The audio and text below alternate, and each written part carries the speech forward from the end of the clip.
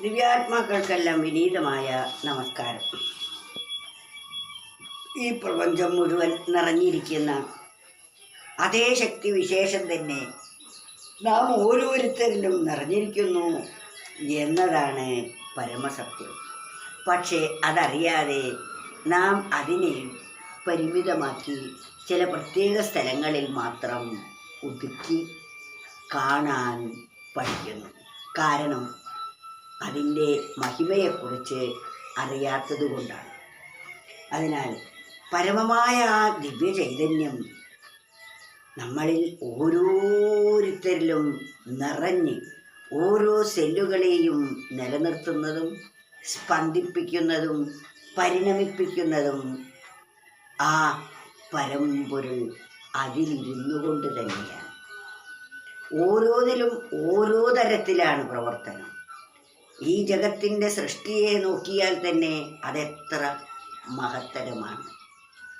മഹത്തായ സൃഷ്ടി വൈഭവം ഓർക്കുമ്പോൾ തന്നെ ഈശ്വരൻ്റെ വൈഭവം നമുക്ക് ബോധ്യമാകും. അഖണ്ഡവും ദിവ്യവുമായ സച്ചിദാനന്ദമാണുള്ളിലതോർത്തിടാതെ വെറും മൃഗങ്ങൾ കണയുന്ന ബാഹ്യ സുഖത്തിൽ മോഹിക്കുകയാം മനുഷ്യ. ഈ മഹത്തായ ശക്തി വിശേഷത്തെ അറിയാതെ മനുഷ്യൻ വെറും മൃഗങ്ങളെപ്പോലെ ബാഹ്യമായ വസ്തുക്കളിലും സുഖത്തിലും മാത്രം ഭ്രമിക്കുന്നു. അഖണ്ഡവും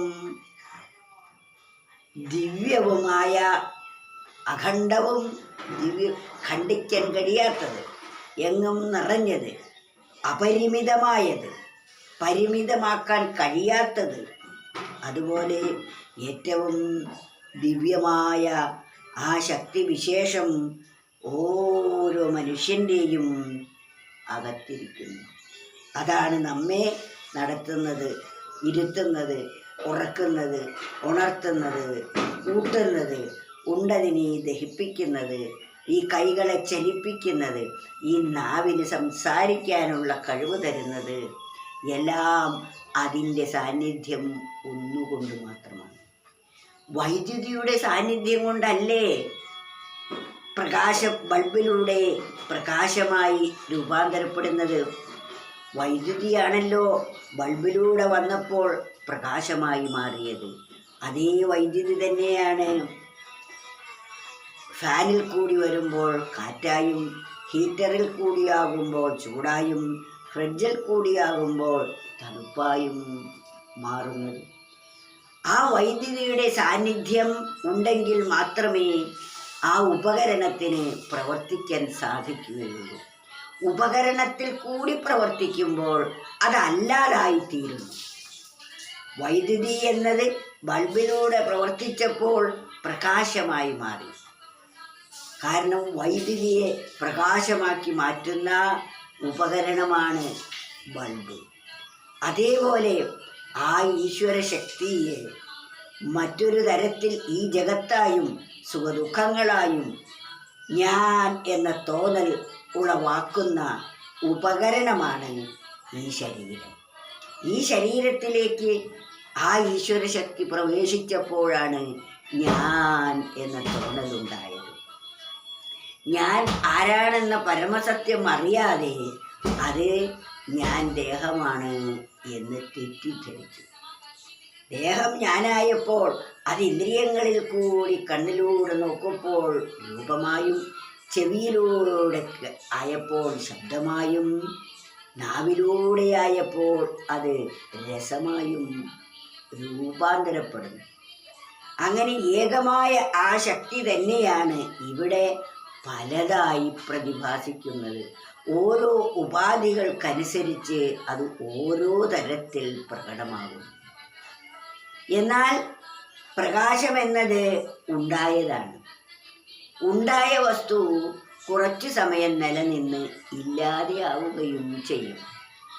സ്വിച്ച് ഇടുമ്പോൾ പ്രകാശമുണ്ടാകുന്നു, സ്വിച്ച് ഓഫാക്കിയാൽ പ്രകാശം ഇല്ലാതെയുമാകുന്നു. എന്നാൽ ഇത് പ്രകാശിക്കണമെങ്കിൽ വൈദ്യുതിയുടെ സാന്നിധ്യം കൂടിയേ കഴിയൂ. വൈദ്യുതി ഉള്ളപ്പോൾ മാത്രമേ അതിന് പ്രകാശിക്കാൻ സാധിക്കുകയുള്ളൂ. വൈദ്യുതിയുടെ മറ്റൊരു രൂപാന്തരമാണ് ഈ പ്രകാശം എന്ന് പറയുന്നത്. അപ്രകാരം ആ ഈശ്വരൻ്റെ മറ്റൊരു രൂപമാണ് ഞാൻ എന്ന തോന്നൽ. ഞാൻ എന്ന തോന്നലുണ്ടായി. അതിൻ്റെ തന്നെ ആ ഈശ്വര ശക്തിയുടെ തന്നെ രൂപാന്തരമാണ് പഞ്ചഭൂതങ്ങൾ. പഞ്ചഭൂതങ്ങൾ പരസ്പരം കൂട്ടിച്ചേർത്താണ് ഈ പ്രപഞ്ചത്തിലെ സർവ വസ്തുക്കളെയും നിർമ്മിച്ചിരിക്കുന്നത്. ഇപ്രകാരം ആ ഈശ്വര ശക്തിയുടെ പ്രത്യക്ഷത്തിലുള്ള സ്വരൂപമാണ് ജഗത്തെന്ന് പറയുന്നത്. അതിൻ്റെ സൂക്ഷ്മഭാവമാണ് ഓരോ ജീവജാലങ്ങളുടെയും അന്തര്യാമിയായി വർത്തിക്കുന്നത്. അകത്തും പുറത്തും അതുതന്നെയാണ്. അഖണ്ഡവും ദിവ്യവുമായ സച്ചിദാനന്ദമാണുള്ളിലതോർത്തിടാതെ. അഖണ്ഡവും ദിവ്യവും സത്തും ചിത്തും ആനന്ദവുമായിരിക്കുന്ന ആ സർവേശ്വരനാണ് നമ്മുടെ ഓരോരുത്തരുടെയും ഉള്ളിലിരിക്കുന്നത് എന്ന് ഓർക്കാതെ, അറിയാതെ വെറും മൃഗങ്ങൾക്കണയുന്ന വെറും മൃഗങ്ങളെപ്പോലെ ബാഹ്യമായ സുഖത്തിൽ മാത്രം ഭ്രമിക്കുകയാ മനുഷ്യനും മൃഗങ്ങളെപ്പോലെ ബാഹ്യമായ സുഖത്തിന് വേണ്ടി ലോകം മുഴുവൻ അലഞ്ഞുകൊണ്ടിരിക്കുന്നു. ആനന്ദസ്വരൂപിയായിരിക്കുന്ന സർവേശ്വരൻ ഓരോരുത്തരുടെയും അന്തര്യാമിയായി ഇരുന്നിട്ടും അതിനെ അറിയാതെ ആ സുഖത്തിനായി അലയുന്നു. ഇത് സുഖസ്വരൂപിയാണ്. എന്നിട്ട് താനായിരിക്കുന്ന സുഖസ്വരൂപത്തെ മറന്ന് തന്നിൽ നിന്ന് അന്യമായിരിക്കുന്ന വസ്തുക്കളെ സുഖത്തിനു വേണ്ടി ആശ്രയിക്കുന്നതാണ് മനുഷ്യൻ്റെ എല്ലാ ദുഃഖത്തിനും കാരണമായിരിക്കുന്നത്. ഇതിൽ നിന്ന് മോചനം നേടണമെങ്കിൽ നാം ഈ പരമസത്യം ബോധിക്കുക തന്നെ വേണം. അതിനാൽ അഖണ്ഡവും ദിവ്യവുമായ സച്ചിദാനന്ദമാണുള്ളിലതോർത്തിടാതെ വെറും മൃഗങ്ങൾക്കണയുന്ന ബാഹ്യ സുഖത്തിൽ മോഹിക്കുകയാം മനുഷ്യർ.